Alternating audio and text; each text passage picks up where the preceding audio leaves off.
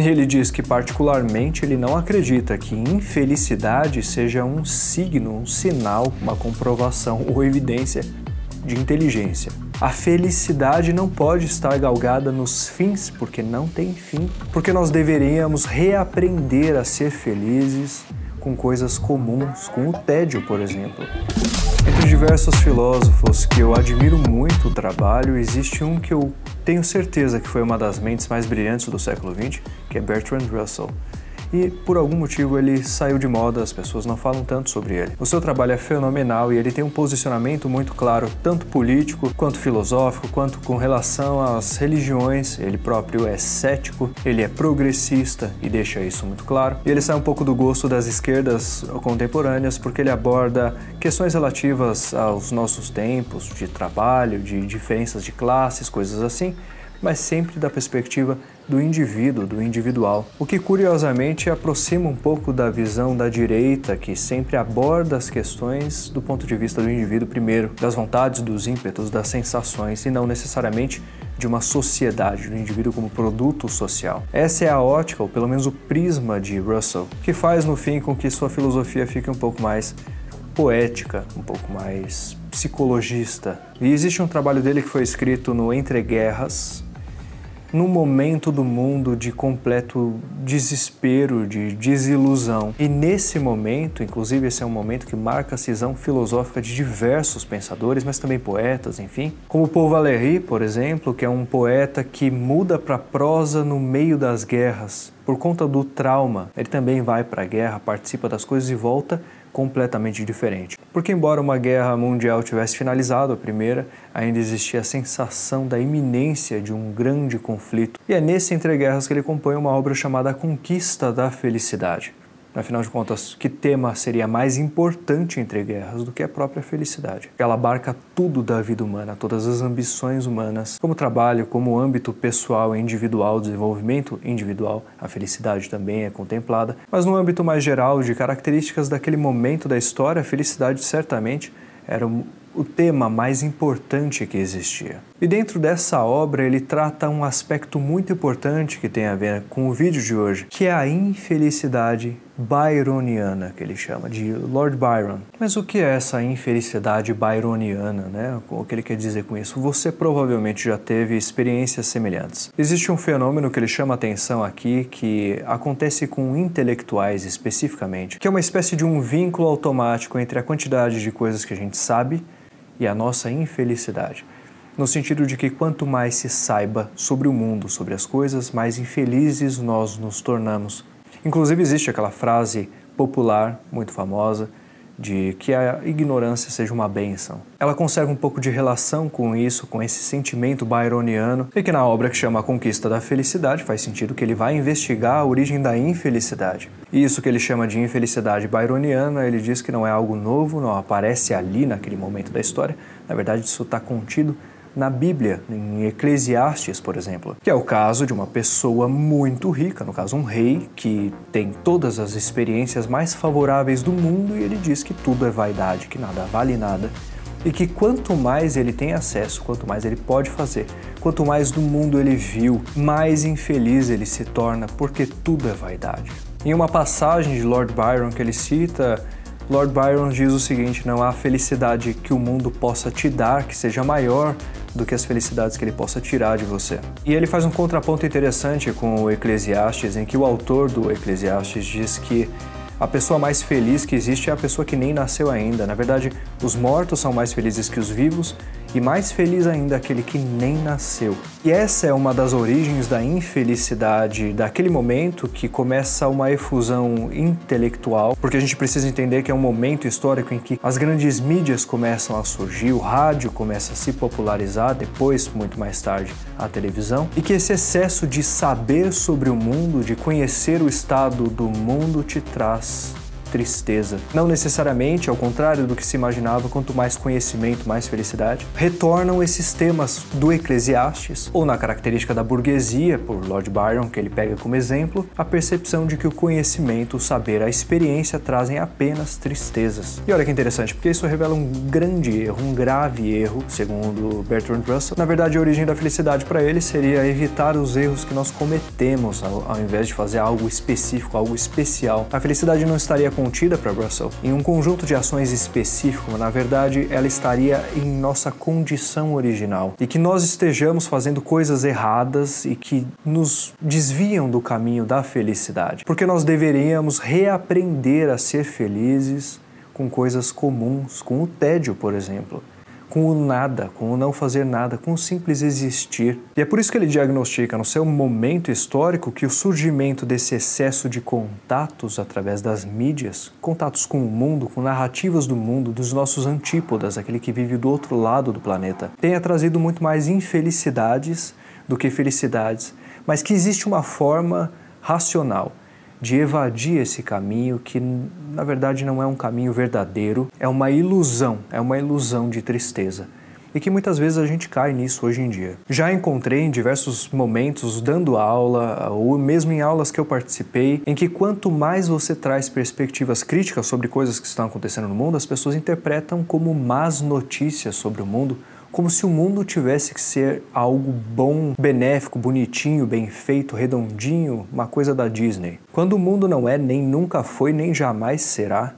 E que isso não é problema, não é essa a origem, e a gente não deve esperar disso a origem da nossa felicidade. Muito pelo contrário. Saber balizar de forma madura essas questões duras do mundo real, através da razão e não da emoção, separando claramente o que é o mundo real e o que é a origem da nossa felicidade. Dali de dentro desse mundo real a gente conseguir selecionar coisas que nos trazem felicidade, coisas comuns. Bertrand Russell fala sobre o passear entre flores e saber o nome das flores. E desse momento histórico do saber mais, da intelectualidade se propagando e as pessoas ficando infelizes com isso, ele cita que começa a acontecer um movimento muito curioso, que é as pessoas se orgulharem de suas infelicidades por meio da intelectualidade. O intelectual toma aquela posição da pessoa triste. E ele diz que, particularmente, ele não acredita que infelicidade seja um signo, um sinal, uma comprovação ou evidência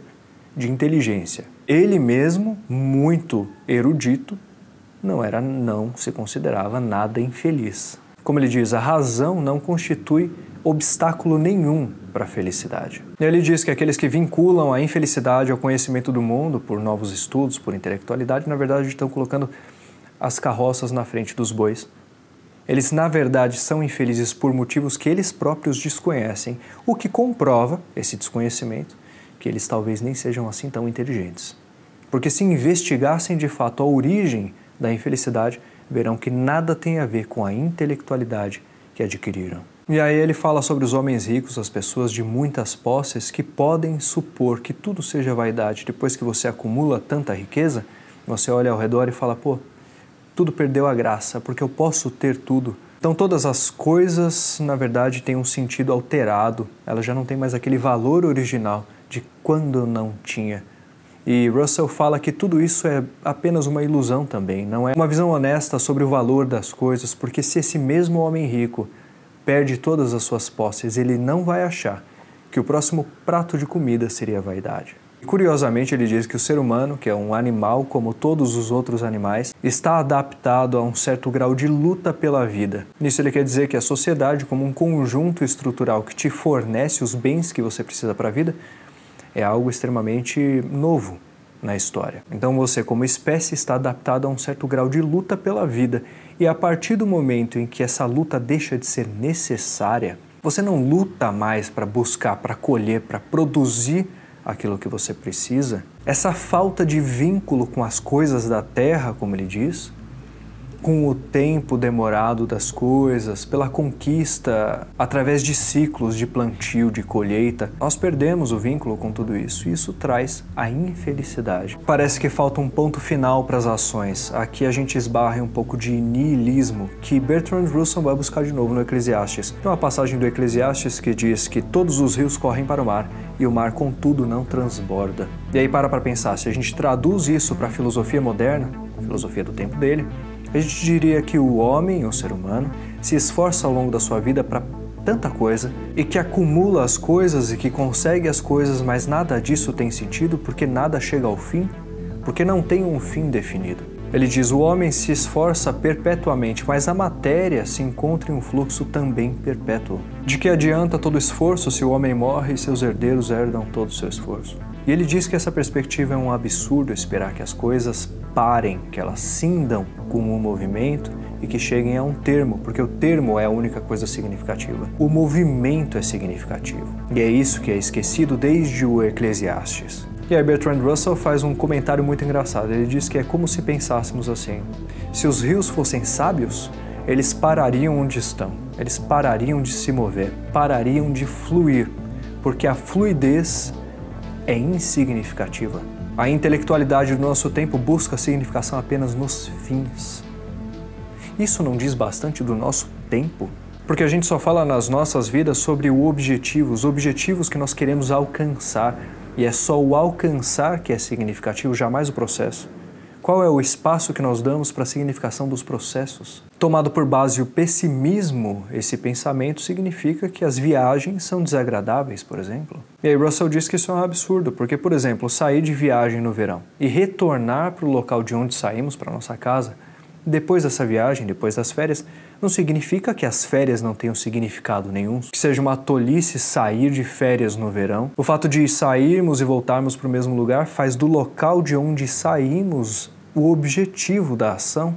E isso seria um absurdo, porque é insignificativo segundo o pessimismo contido desde o Eclesiastes. E aí ele diz, com o paralelo dos rios ainda, que se as águas fossem tomadas por intelecção, por conhecimento, elas certamente desfrutariam do percurso.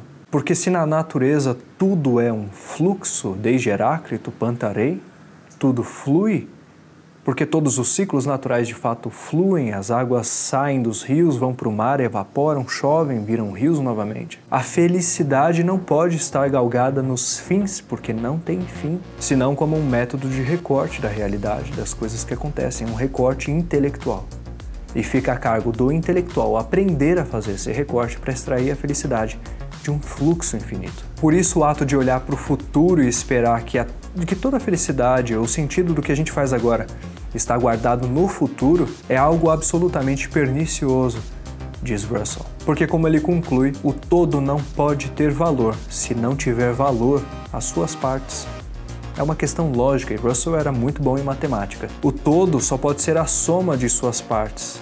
Mas para que o todo tenha volume e valor, as suas partes precisam ter valor. Eu não posso somar zeros e ter algo. E aí ele diz que esse pessimismo sobre o momento que a gente vive é algo que está presente em todos os momentos da história. Ele cita o caso de Roger Bacon, do século XIII, e faz um texto bastante claro sobre a corrupção em todas as áreas da sociedade, tanto na igreja quanto no governo, no caso, na época ainda monarquias, que a gula dominava a todos, que a avareza estava presente em todas as ações humanas, e tudo isso fazia ele ter certeza que eles viviam no pior momento da história. E Russell diz que isso não era só de Roger Bacon, o filósofo, mas que todos os contemporâneos dele também pensavam dessa forma, e isso está registrado em diversos documentos. E por fim, Russell diz que existe um problema na filosofia da solidão desde os estoicos até os filósofos cristãos, que acreditavam que a gente conseguisse alterar o estado das coisas simplesmente através da nossa vontade individual, ao invés de entender a complexidade do mundo externo e procurar construir felicidade por meio racional e não emocional, sobretudo com o uso da sociedade como um instrumento de ampliação das capacidades individuais. Russell faz assim um diálogo muito bonito e finaliza seu discurso falando sobre o amor, uma das coisas menos egoístas que existem, porque é uma dependência de correlação biológica entre dois indivíduos para a construção de algo simbólico, maior, bonito, social. Não existe amor individual nesse sentido. E ele usa isso como exemplo para a construção racional de relações que tragam felicidade. Bertrand Russell é sensacional no seu trabalho. Absolutamente genial na matemática, mas quando ele faz os seus sobrevoos sobre questões sociais, humanas, questões da civilização e da cultura, ele consegue misturar muito bem a lógica com reflexões profundamente poéticas em uma filosofia que tem um estilo só dele. Por isso, leia A Conquista da Felicidade, é uma obra magnífica da história da filosofia. Espero que você tenha gostado, compartilhe esse vídeo, dê like e deixe aí seus comentários o que você acha sobre o domínio da felicidade através da razão e não das emoções. Até a próxima.